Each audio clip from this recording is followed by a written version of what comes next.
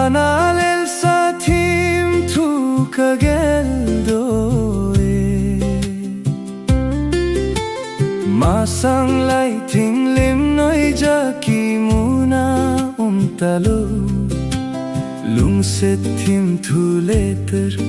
aki thot lai thu sim Golte to kut ka man khom niu ka gel doe Hoi abai tham gam hi tam golle paite ho Silum to nu thim thu ka lunga lang jing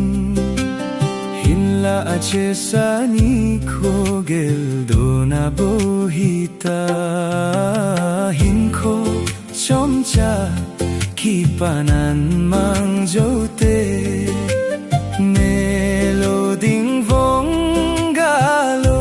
lahin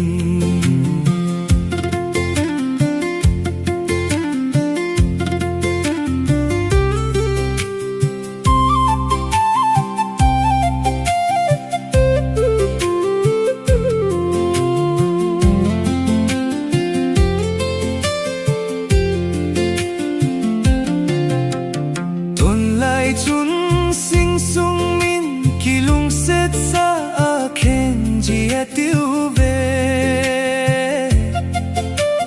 tulai vang ki jol het nang en lung set di ta ki mutalo hing ko chom cha ki panan mang jote nelo ding vong galo